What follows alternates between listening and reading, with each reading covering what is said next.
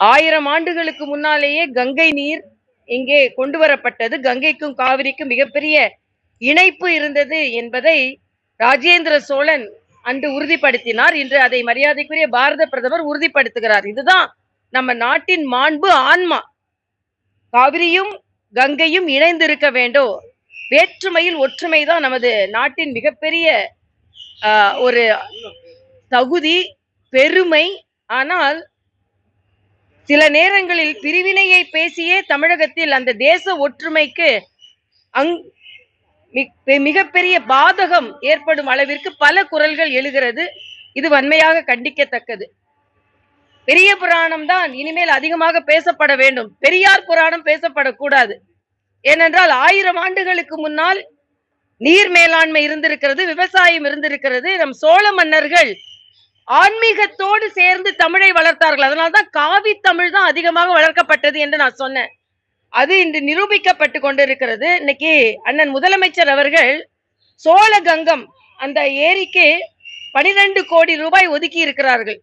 இப்போ அந்த கவனமே மரியாதைக்குரிய பாரத பிரதமர் வருகிறார் என்பதற்கு பின்புதான் கங்கை கொண்ட சோழபுரத்திற்கே தமிழக முதலமைச்சரின் கவனமே வந்திருக்கிறது என்பதுதான் ஆச்சரியமான ஒன்று.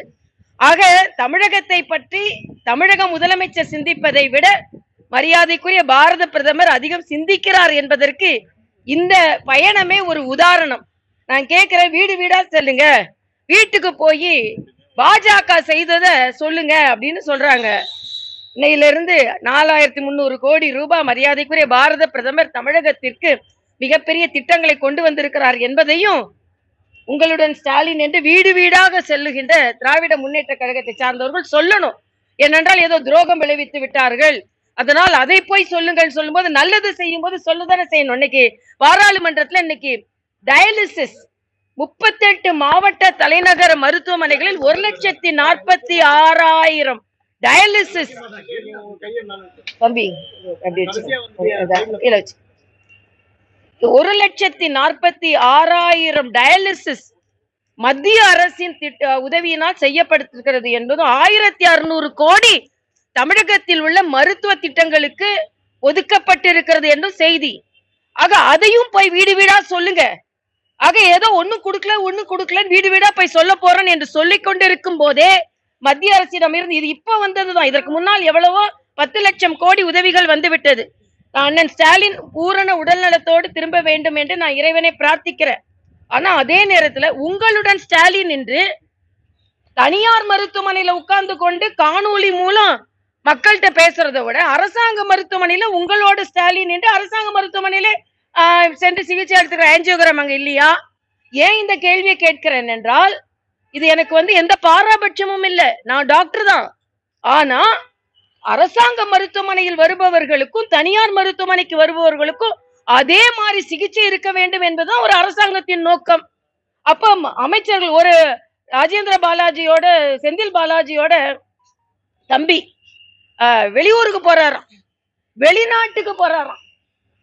செந்தில் பாலாஜி தம்பிக்கு இங்கே சிகிச்சைகளில அவருக்கு நம்பிக்கை இல்லை.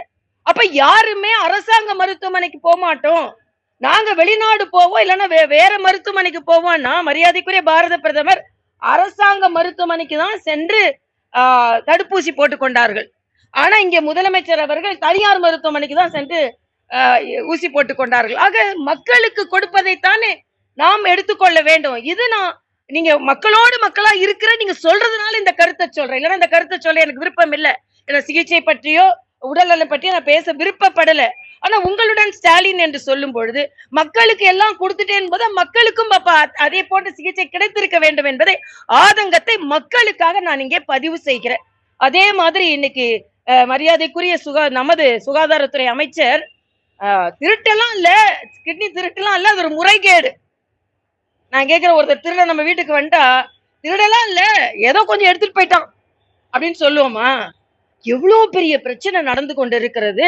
அது முறைகேடு என்று நீங்கள் பூசி மெழுகினீர்கள் என்றால் எவ்வளவுக்கு எவ்வளவு பிரச்சனைகள் அங்கே ஆழ புதைந்திருக்கிறது என்பதையும், இந்த கிட்னி திருட்டினால் மக்கள், ஏழை மக்கள், பாமர மக்கள் எவ்வளவு பாதிக்கப்பட்டிருக்கிறதோ அந்த மருத்துவமனைக்கு நாங்க சிறுநீரக அறுவை சிகிச்சை லைசன்ஸ் தடுத்து போயிட்டோம்னு சொல்றது மட்டும் இல்ல, இது இன்னும் எவ்வளவு நடந்திருக்கிறது. இதுல திராவிட முன்னேற்ற கழகத்தை சார்ந்தவர்கள் பங்கெடுத்திருக்கிறார்கள். அதாவது பலாத்கார பிரச்சனையா இருந்தாலும் சரி, பாலியல் தொந்தரவா இருந்தாலும் சரி, கொலை கொள்ளையாக இருந்தாலும் சரி, இன்னைக்கு கிட்னி திருட்டாக இருந்தாலும் சரி, எல்லாவற்றிலுமே திமுகவின் நிர்வாகிகளுக்கு பங்கு இருக்கிறது என்பது மிக மிக வேதனை. அப்படி இருக்கும் போதுதான் அந்த இன்வெஸ்டிகேஷன் தான் இல்லாம அப்படி மூடி மறைக்கப்படும்.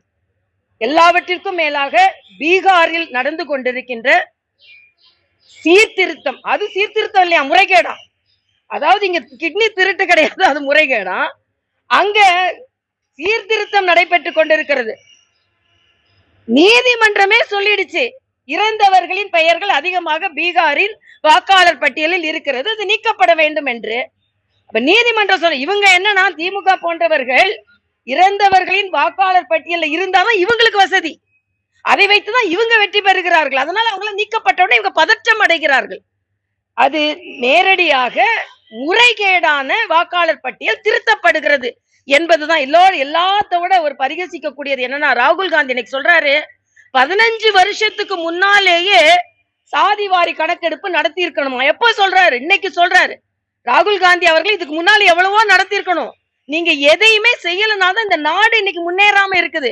ஆனா 11 ஆண்டு காலமாக இந்திரா காந்திக்கு அடுத்தபடியாக அதிக நாட்கள் இன்று வீறு நடை போடுகின்ற பிரதமராக நம் பிரதமர் இருக்கிறார் என்பது மகிழ்ச்சி.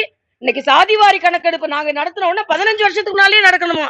இப்படிதான் நீங்க எல்லாத்தையும் 15 வருஷத்துக்கு முன்னாலே நடத்திருக்க வேண்டிய வளர்ச்சியை இந்த நாட்டிற்கு கொடுக்கவில்லை. இன்று நீங்க திரும்பி பார்க்கறீங்க.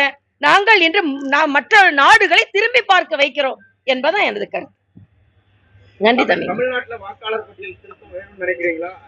ஆமா, நல்லது. இப்ப எங்களோட தொகுதியில 40,000, டி நகர் தொகுதியில மட்டும் 20,000 வாக்காளர்கள் அன்னைக்கு இல்ல.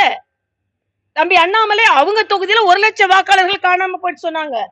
அதனால வாக்காளர் பட்டியல் திருத்தம் தமிழகத்திலும் இருக்க வேண்டும். ஏன் நீங்க பதறீங்க?